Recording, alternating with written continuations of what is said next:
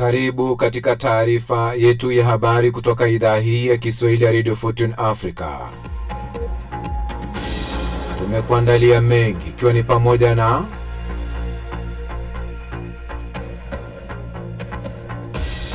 Rais Samia Suluhu Hassan wa Tanzania aapishwa kwa muhula mwingine.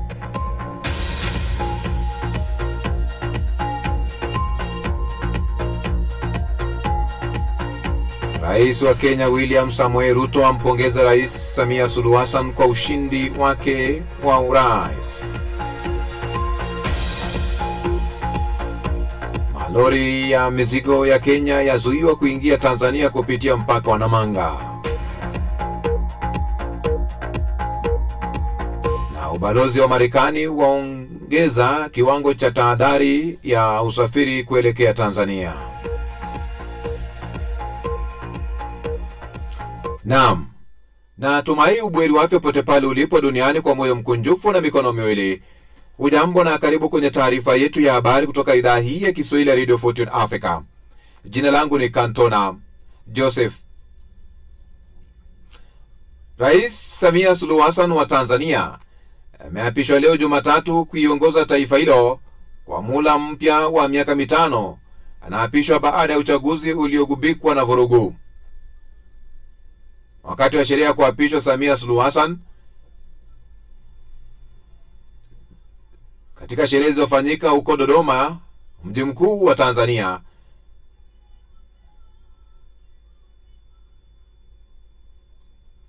ambapo Rais Samia ambaye ni mama wa watoto 4, mzaliwa wa Zanzibar na mwanasiasa aliyeingia kwenye ulingo wa siasa akitokea makundi ya asasi za kijamii, Samia Suluhu Hassan alishika nafasi ya urais mnamo mwezi Machi mwaka 2021 kufuatia kifo cha mtangulizi wake John Joseph Pombe Magufuli ambaye alihudumu kama makamu wake kwa kipindi cha miaka 5 ya awali.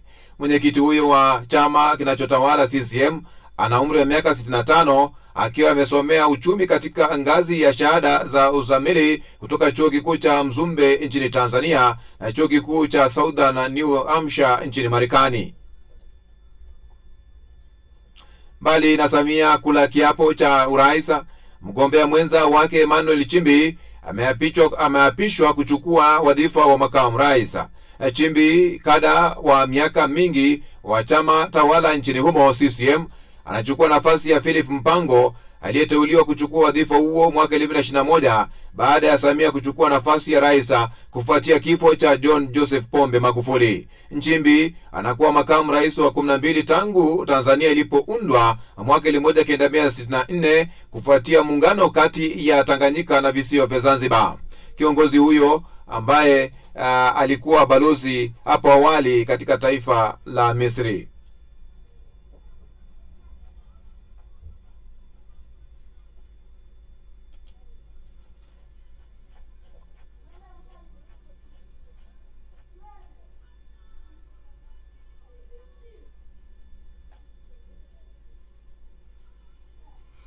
Hayo yakijiri kwamba siku ya Jumapili, msemaji wa polisi nchini Tanzania David Misime aliweka lawama waendeshaji bodaboda na raia wa kigeni kwa maandamano yenye vurugu ya uharibifu wa mali katika taifa hilo.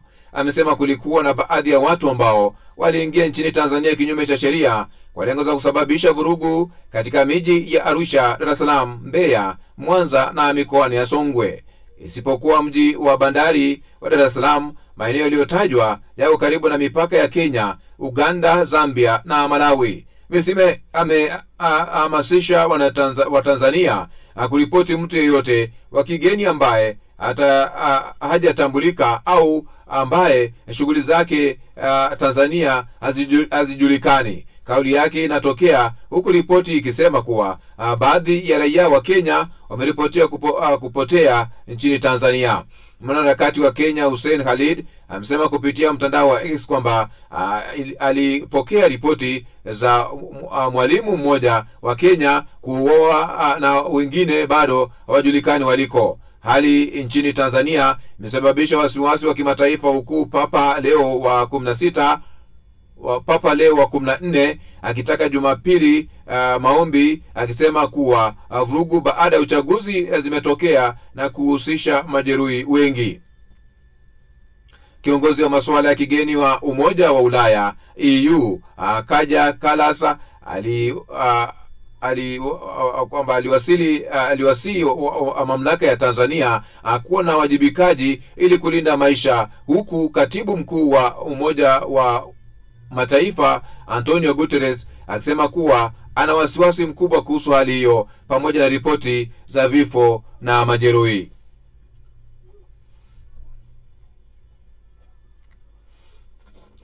Rais wa Jamhuri ya Kenya Daktari William Samoei Ruto ametuma salamu za pongezi kwa rais mteule wa Jamhuri ya Muungano wa Tanzania Samia Suluhu Hassan kufuatia kuchaguliwa tena katika uchaguzi mkuu uliofanyika tarehe 29 Oktoba mwaka huu.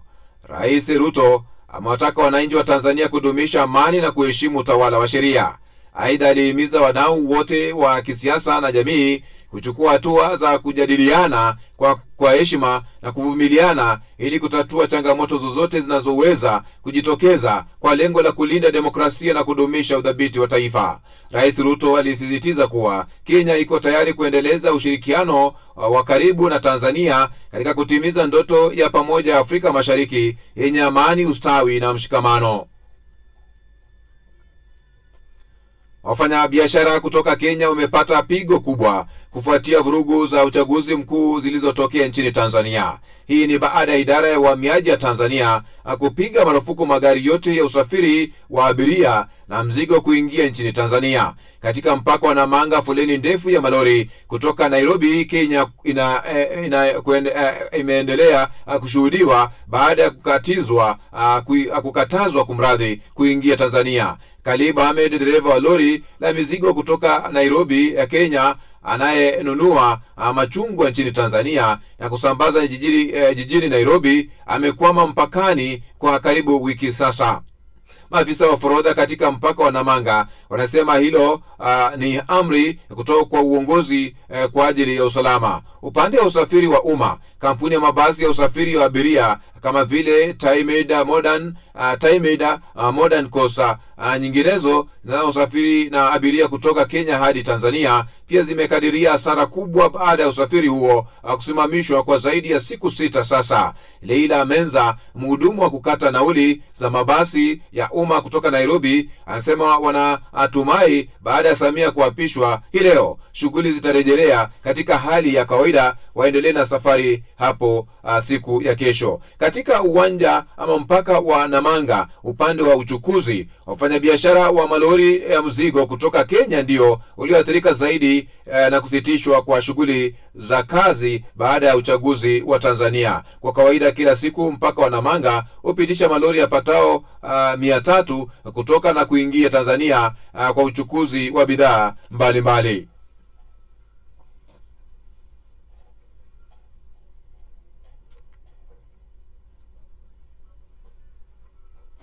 Ni taarifa ya habari kutoka idhaa hii ya Kiswahili ya Radio Fortune Africa. Sasa hivi tunaelekea kwenye awamu ya pili ya ripoti za waandishi, uchambuzi na vile vile makala, ambapo tutakuwa nashirikiana na shirika la DW idhaa ya Kiswahili katika awamu hii ya pili ya ripoti, uchambuzi, makala na vile vile maoni na burudani.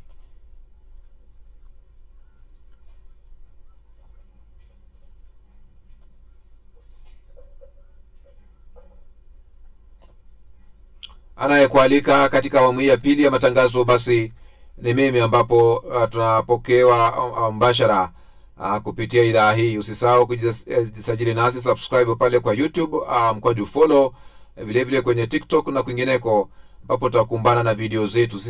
Usisite kutuandikia maoni yako radio14africa@gmail.com. Pia tembelea tovuti yetu cantonadigital.wordpress.com, ambapo tutakumbana na taarifa za Cantona Digital News katika eneo hilo. Sasa hivi basi tunaelekea kupokea ripoti za waandishi, makala, vile vile uchambuzi kupitia idhaa hii kwa ushirikiano na shirika la DW idhaa ya Kiswahili.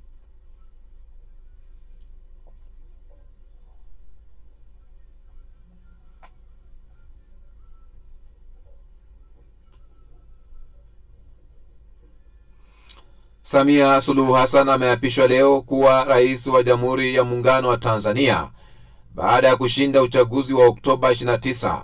Samia anarejea madarakani kwa muhula wa pili baada ya kushinda uchaguzi huo kwa asilimia zipatazo 98 ya kura. Hafla ya kuapishwa kwake imefanyika chini ya ulinzi mkali katika uwanja wa kijeshi mjini Dodoma. Sudi Mnete na taarifa hiyo kwa kina. Sudi, mpaka sasa nini ambacho kimetokea? Watu nazungumza tayari Samia Suluhu Hassan na makamu wake Dr. Emmanuel Nchimbi wamekwisha apishwa kufanyika gwaride rasmi ambalo likiashiria kwamba sasa anashika hatamu ya uongozi wa miaka mingine 5. Manake inafahamika kwamba Suluhu Hassan aliingia madarakani baada ya mtangulizi wake kufariki dunia mwaka 2021 John Pombe Magufuli, itakumbukwa hilo. Na unaweza kudhibitisha viongozi ambao wamehudhuria hasa wa kigeni? Ni kwamba marais watano kutoka mataifa tofauti ya Afrika wamehudhuria katika hafla hii. Rais Msumbiji akatana hapo, kuna Hakainde Hichilema wa Zambia, kuna rais wa Somalia Hassan Sheikh Mahmoud, na kuna Evariste Ndayishimiye rais wa Burundi, pia kuna rais wa Zanzibar Dr. Hussein Mwinyi. Lakini mataifa mengine kama Kenya kuna makamu wa rais hapa, Zimbabwe kuna makamu wa rais, Uganda naambiwa kuna makamu wa rais pia, na bila kukosa mabalozi wa mataifa mbalimbali ambao yanawakilisha mataifa yao hapa nchini Tanzania. Naam, Sudi, kuna hotuba zote ambazo mpaka sasa zimetolewa? Kwa kawaida katika hafla kama hizi hakuna ulazima sana kufanyika hotuba, ingawa inapotokea kwa nadra sana. Wakati mwingine rais baada ya kuapishwa na hafla kuendelea anasema neno kwa sababu watu wanapenda kumsikiliza. Kwa hivyo hatuja mpaka sasa wageni waliohudhuria hapa mbele ya rais, lakini bado haijawa na uhakika kama atasema kitu, ingawa inaonekana ipo ishara inaweza ikasema chochote. Maana kuapishwa kwake kunakuja katika wakati ambapo nchi sasa hivi iko katika hali ya hati. Kumekuwa na uchaguzi wake pia umetiliwa mashaka, na sio na wananchi tu, hata mashirika ya haki za binadamu na hata nchi washirika za kigeni zimezua maswali kuhusiana na uchaguzi huu. Lakini umesema mpaka sasa hata viongozi wa kidini ambao umezungumza hawajataja hicho.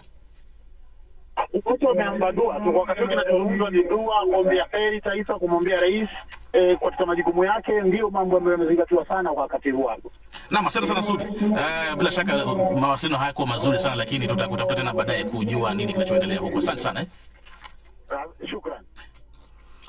Haya, hapo hivi Bruce Amani akifanya mahojiano na Sudi Mnete ambaye yupo Dodoma, jiji kuu la Tanzania, katika hafla ya uapisho wa Rais Samia Suluhu Hassan, ambapo amekula kiapo sasa hivi, na vile vile makamu wake ambaye ni Emmanuel John Nchimbi ambaye vile vile kula kiapo. Huyu Emmanuel John Nchimbi ni mzao wa kule maeneo ya Mbeya, Tanzania.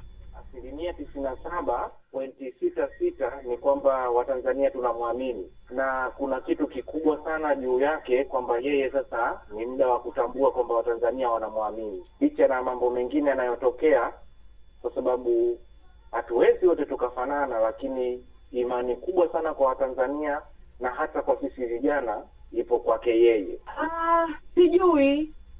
Sijui kwa sababu tayari alikuwepo madarakani, aliongoza, tumemuona. Anakuja awamu ya pili, hatujui atabadilisha nini, hatujui atasemea kipi, kwa sababu tayari alishakuwepo, tukaona alichokifanya. Sasa kuweza kutegemea mabadiliko wakati ni yule yule, ni ndoto za bunwasi. Sidhani. Ushindi wa Mama Samia hatukupokea vizuri kwa kweli, kwa ufupi, hasa sisi wa Zanzibar, kwa sababu kwanza total ile election yenyewe hasa haikufanyika kwa vizuri. Ni basi tu vurugu tupu, kwa sababu wao wale watawala Lakini sisi huku Zanzibar tunampenda Mama Samia, lakini kule hali iliyoko kule kwake kidogo haiko vizuri sana. Kwa mimi, kwa mapenzi yangu, Rais Samia angejiuzulu, lakini system haishauri. Mimi kwa maoni yangu nachukulia kama ushindi wa Rais Samia ni ushindi wa kulazimisha kwamba ashinde, licha ya kwamba waliopiga kura sio idadi iliyotajwa na tume ya uchaguzi. Sisi kama wananchi, naomba zoezi lipite haraka ili shughuli za jamii ziendelee. Matarajio yangu katika serikali hii mpya ya rais mteule ni kwamba tunategemea matukio ya utekaji yatakomesha, pamoja na mfumuko wa bei. Tunaomba tusaidie kwa hilo, kulingana na dosari ya maisha ilivyo na hali ya uchumi ilivyo hapa nchini. Wenye nacho wanazidi kuongezewa, wasio nacho wanazidi kukandamizwa. Kwa hiyo tunamuomba, kama amerudi mara ya pili tena kuongoza taifa hili, ahakikishe raia wanaishi kwa amani, pamoja na kupunguza mfumuko wa bei, ili kuwainua wananchi wa hali ya chini zaidi, ili waweze kuishi kama ipasavyo. Maoni ya wananchi kuapishwa kwa Rais Samia kule Tanzania, maoni yanatolewa mseto. Ndio maana namna hiyo tunazidi kupatia kile ambacho tunakipata, na wakati ambapo tunashirikiana na shirika la DW katika matangazo haya ya moja kwa moja. Sasa hivi naungana naye Florence Majani akiwa Dar es Salaam, Tanzania. Kwa sababu moja kubwa ni kwamba sasa hivi angalau milio ya risasi na milio ya mabomu imepungua kwa kiasi kikubwa, tofauti na tarehe 29, 30 na tarehe 31. Kidogo hali ya utulivu pia wa watu angalau kupita barabarani kwa leo, kidogo watu wanapijitokeza barabarani, ingawa ni kwa kiasi kidogo sana kimbia. Kwa hiyo iko hali hivyo ya mashaka, tofauti na ule utamaduni wa Watanzania wa kutembeleana, wa kukaa kuzungumza, wa kupita huku na kule. Ule kwa kifupi umekufa. Hiyo inasemaje pia kuhusu hali ya maisha, chakula, upatikanaji wa chakula, wenye wanaumwa kutibiwa na vitu kama hivyo? Hilo ndio tatizo kubwa, Mohamed. Kikubwa ambacho tunataabika nacho Tanzania kwa sasa ni uhaba wa vyakula. Kilo moja ya unga iliyokuwa ikiuzwa shilingi 1000 kwa sasa hivi Tanzania ni shilingi 2000. Karoti iliyokuwa ikiuzwa kwa shilingi 100 leo inauzwa shilingi 400. Nyanya ambazo zilikuwa ukipata ukiwa na shilingi 500 unaweza ukapata nyanya 6, leo unapata nyanya moja kwa shilingi 1000 mpaka 1500.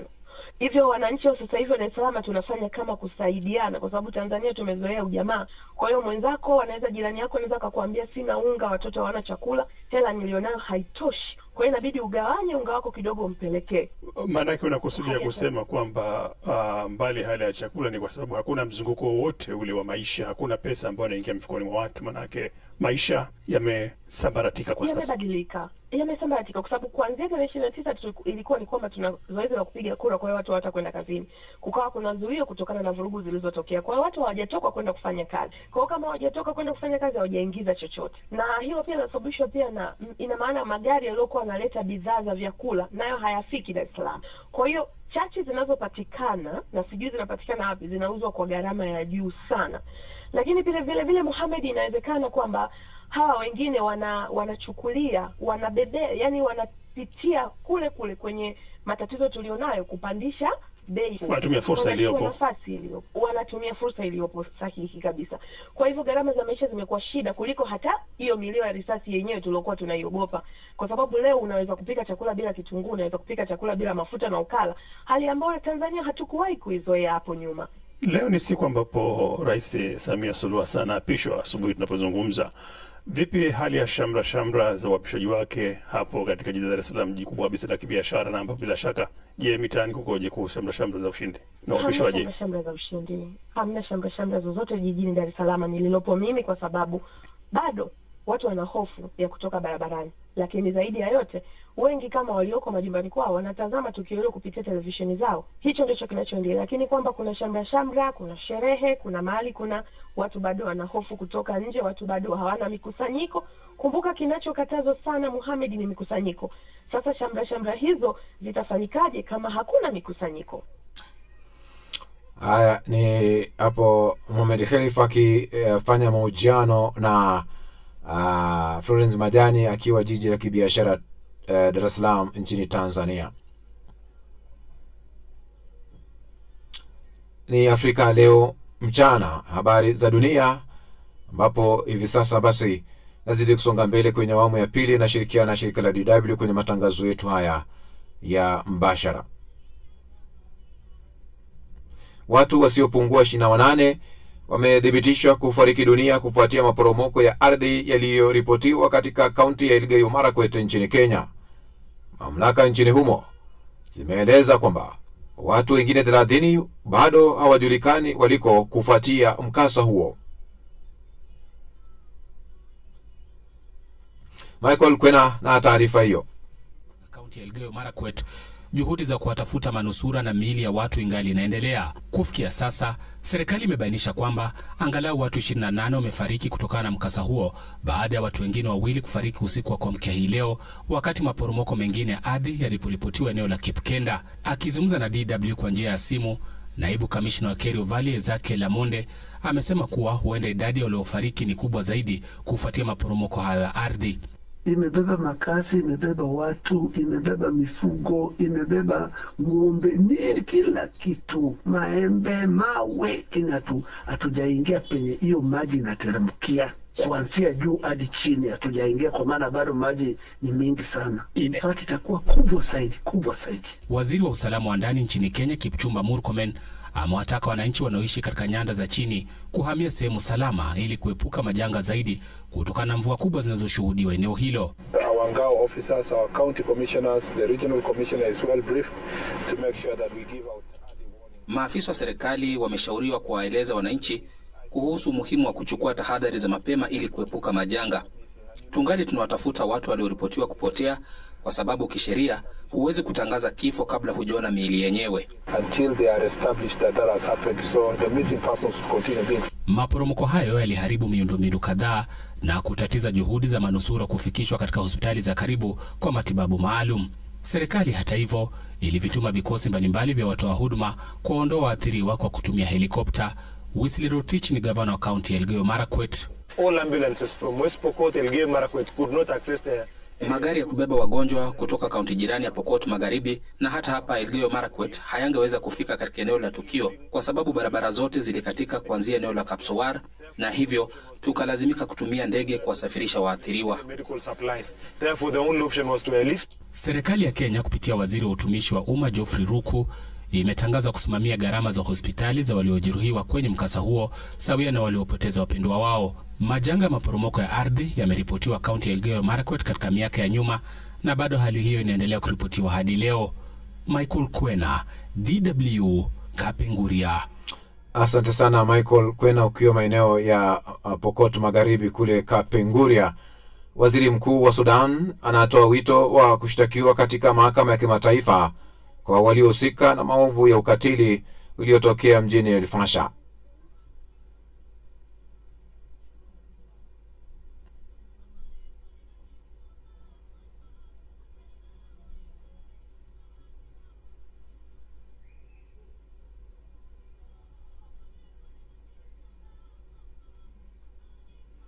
Delima Mwazaya na taarifa hiyo. La Mtakatifu Petro, Papa Leo alisikitishwa na taarifa zinazotokea Sudan, hususan mji wa El Fasher jimboni Darfur ambako mapigano yameongezeka. Ni masikitiko makubwa ninavyofuatilia taarifa kutokea Sudan, hasa mji wa El Fasher ulioko Darfur uliozongwa na mapigano, mauaji ya kiholela yanayowalenga wanawake na watoto, mashambulizi dhidi ya raia wa kawaida na vikwazo vingi dhidi ya juhudi za kibinadamu vinasababisha mateso yasiyo kifani kwa watu ambao wamechoshwa na kipindi kirefu cha vita. Na rejelea wito kwa wahusika wote kusitisha vita na kufunguliwa kwa haraka njia za kusafirisha misaada ya kibinadamu.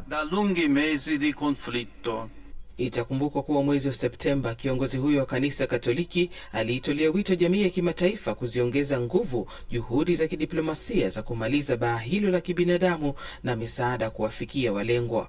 Kwa upande mwingine, waziri mkuu wa Sudan Kamil Idris anatoa wito wa wahusika wa maovu na ukatili uliotokea mjini El Fasher kushtakiwa kwenye mahakama ya kimataifa. Kwenye mahojiano yaliyochapishwa katika gazeti la Switzerland la Blick, waziri mkuu huyo alipinga wazo la vikosi vikosi vya kigeni kupelekwa nchini mwake ambako vita vimechacha tangu Aprili mwaka 2023. Gazeti hilo la Blick likimnukuu linaeleza kuwa jamii ya kimataifa haijafanya vya kutosha. Tunahitaji vitendo, sio maneno matupu. Kila kosa la uhalifu lazima lifikishwe mahakamani, ikiwemo ya kimataifa, anasisitiza. Ifahamike kuwa baada ya miezi 18 ya uvamizi, mapigano na madhila dhidi ya raia, wapiganaji wa RSF waliudhibiti mji wa El Fasher uliokuwa ngome ya mwisho ya jeshi la Sudan kwenye eneo la Darfur. Tangu hilo kutokea, duru zinaeleza kuwa wakazi wameuawa, uwizi kutokea, visa vya ubakaji kuripotiwa na mateso mengine kufanyika, jambo lililoisukuma jamii ya kimataifa. Kwa mtazamo wake, waziri mkuu wa Sudan anaishinikiza Umoja wa Mataifa kuwaweka wapiganaji wa RSF kwenye orodha ya makundi ya kigaidi. Vita vya Sudan vimewaua maelfu, kuwaacha mamilioni bila makazi na kusababisha janga kubwa zaidi la kibinadamu kote duniani. Takwimu za shirika la Umoja wa Mataifa la uhamiaji IOM za jana Jumapili zinaiweka idadi ya waliokimbia maeneo ya Kordofan kaskazini kuwa 36,825. Eneo hilo liko umbali wa kilomita chache kutokea mashariki mwa Darfur ambako wapiganaji wa RSF waliliteka wiki iliyopita. Asante sana hapo Delma Mozaya kwa taarifa hiyo. Tunazidi kusonga mbele msikilizaji, na kuomba simama na kituo hiki. Kituo kipi? Idhaa hii ya Kiswahili ya Radio Fortune Africa. Tunahitaji kununua transmitter yenye uwezo wa kurusha matangazo yetu mbali na kwa njia nzuri yatakao tanua wigo letu na kuwafikia mamilioni ya watu kwa njia ya FM. Wasilisha mchango wako kupitia paybill namba ni 625 account namba ni 01245085217800 au till namba ni 456146 kupitia mitandao yote ya kurusha pesa. Unaweza kutuma pesa yako vile vile kwa njia ya World Remit, ambapo namna hiyo M-Pesa ni namba yetu iliyo kwenye Money Plus 254748836127, ama enda pale kwenye Google tafuta Radio 14 Africa. Pale katika eneo lile utapata eneo la kuweza kutuma pesa, kwa sababu unachagua ile Zeno hapa ambayo itakuelekeza hadi kwenye ukuta wa Radio 14 Africa vizuri, na hapo unatafuta eneo lile ambalo limeandikwa donation. Tuma mchango wako pale kupitia PayPal. Links zetu ziko katika majukwaa yote yale ambao unaweza kufanya kututumia usaidizi wako ambao tunauhitaji sana. Tupige jeki kwa hilo na kurejesha kwenye studio za DW ambapo Tatu Karema na vile vile Bruce Amani ndio wanaongoza mjadala anayojitokeza kwenye majukwaa ya mawasiliano. Pia zimetoa tahadhari ni pamoja na Uingereza na Marekani. Bruce, haya yanajiri wakati jeshi la polisi la Tanzania jana lilitoa taarifa likisema kuwa wapo watu kutoka mataifa ya kigeni ambao wameingia nchini humo kwa lengo la kuzua fujo, na jeshi hilo limesema kwamba linaendelea kuwasaka watu hao ili kuwachukua hatua za kisheria, na pia likawataka raia wa nchi hiyo ambao wanafahamu watu hao ama labda wako na watu hao majumbani mwao kuweza kuripoti, la sivyo iwapo watapatikana hatua basi zitachukuliwa dhidi yao. Na kwa upande mwingine pia upinzani nchini humo umedai kuwa takriban watu 700 wameuawa kufuatia maandamano ya kupinga uchaguzi huo. Na mbali na Tanzania, kiongozi wa kanisa Katoliki Papa Leo pia ametoa wito wa kusitishwa kwa machafuko na kutaka amani idumu nchini Tanzania. Ukivuka nchi jirani ya Kenya, wanaharakati nao pia wanazidi kuikashifu nchi hiyo wakisema kwamba haki za binadamu lazima zizingatiwe wakati huu watu wanapojieleza na kusema wanataka nini baada ama kulingana na mfumo wa serikali ya nchi hiyo. Mengi yanasemwa, na yote haya tumechapisha katika mitandao yetu ya kijamii. Tunayo katika YouTube, tunayo katika Facebook, tunayo katika Instagram. Kwa hivyo kuweza tu kumrai mfuatiliaji aweze kufuatilia na kutuachia maoni yake. Kufikia sasa wengi wameweza kutembelea mitandao hiyo. Kuna Murasha NBJ hapa anasema, Tanzania mutangulize busara mbele, musije mukakiwasha na hali ikawa kama Jamhuri ya Kidemokrasia ya Kongo na Sudan. Beja Beka anasema, mbona lazimishe watu kuongozwa na wale hawatakikani? Mbaraka Abdullahi Salim anasema, Samia ameshinda kwa 98% ya kura, kwa hiyo anaopinga na walioandamana ni 2% pekee. Maoni yao tunayaheshimu. Mbali na Tanzania, nadhani muda bado tunao. Maporomoko ya ardhi pia Bruce yameripotiwa katika maeneo mbalimbali ya Afrika Mashariki. Kuna nchini Uganda na pia nchini Kenya. Mvua kubwa inanyesha. Naam. Na nchini Uganda, idadi ya vifo vilivyoripotiwa kufuatia maporomoko hayo ya ardhi imefikia takriban watu 13 baada ya ripoti kuashiria kwamba wengine 20 hawajulikani walipo. Naona nitakomea hapo kwa sasa. Bila shaka tusome kidogo maoni ya wachangiaji wetu pia kwenye majukwaa mengine. Naangalia ujumbe wa YouTube. Clement Masunga anasema Deutsche Welle, nawapata nikiwa hapa Lubumbashi, Jamhuri ya Kidemokrasia ya Kongo. Mwita Machela akiwa Mombasa, Kenya, anasema hicho kinachoendelea nchini Tanzania ni aibu kwa viongozi wote. Alafu Nyehu pale anasema hata tume ya uchaguzi hakuna wanachokifanya. Lomosi Kirurushi anasema kila laheri Samia Suluhu Hassan, ila tafakari sana, mioyo ya Tanzania imejeruhiwa. Tafakari kuhusu washauri wako, wamekushauri vibaya. Fahad Nasor anasema jamani mama, kama wananchi hawakutaki, ni busara kukaa nao kuweza kujadiliana jinsi ya kusonga mbele. Zakayo David anasema Mwenyezi Mungu azilaze roho mahala pema peponi mashujaa wenzetu na majeruhi wapate nafuu haraka. Hakika damu zao zimemwagika katika kupigania haki. Kwenye ukurasa wetu wa Facebook DW Kiswahili, Gift Mwandi anasema CCM hawakutegemea kwamba raia wamefanya hiki walichokifanya. Sasa wanaamua kujificha kwa kusema eti haya maandamano yamechochewa na nchi jirani. Otinga anauliza kama umechaguliwa kwa kishindo, kwa nini hutaki watu waje kushuhudia ukiapishwa? Na je, ukiapishwa utakuwa huji mikoani kwetu? Enoch Kahaya anasema ameshinda kwa asilimia 98 zaidi ya kura milioni 32. Kwa nini basi umeenda kujiapisha kwenye kambi ya jeshi? Unaogopa nini ukiwa unadai umeshinda kwa kishindo? Kwa nini hautaki wapiga kura hao waliokuchagua waje kusherehekea na wewe? Ni maoni yao haya. Maswali mazito hayo. Cyrus Kosgei anasema poleni sana Afghanistan kwa janga la tetemeko la ardhi. Ingeniwa Maloba akiwa maeneo ya Kirungu, Jamhuri ya Kidemokrasia ya Kongo, anasema ni jambo zuri sana kwa nchi ya Tanzania kushuhudia hali ilivyo, maandamano na mauaji baada ya uchaguzi usiokuwa wa amani. Naona mikanganya hapo, sijui nieleza nini hasa. Wadau Lula anasema Tanzania bado wananchi hawataki serikali ilipo, wakae wazungumze. Venant Mugisho anasema anauliza Umoja wa Mataifa hamuoni kinachoendelea huko Ukraine. Gaspar Shayo anasema hii hali ya sintofahamu inaathiri uchumi wa Tanzania. Naye Fortune Innocent anasema huu ndio mwanzo wa kuanguka kwa taifa la Tanzania. Acha tukomea hapo tatu, alafu baada ya muda si mrefu tutajadili mambo yanavyoendelea Tanzania. Haya basi, asante sana, nazidi kusonga mbele. Wakati huu basi ni wakati wa kupokea Kiziba Mkonga.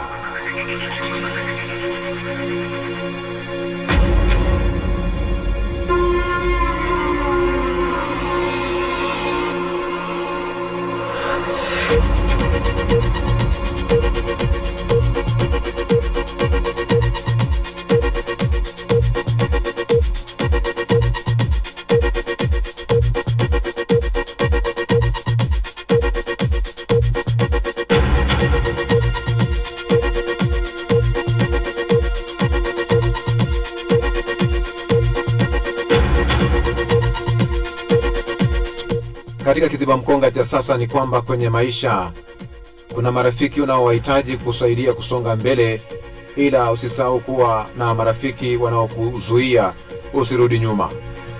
We have to have pushers and the backup friends.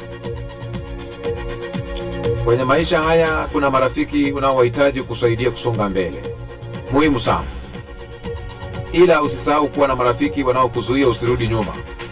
We have to have the pushers and the backup friends. Na hicho ndicho Kiziba Mkonga cha sasa.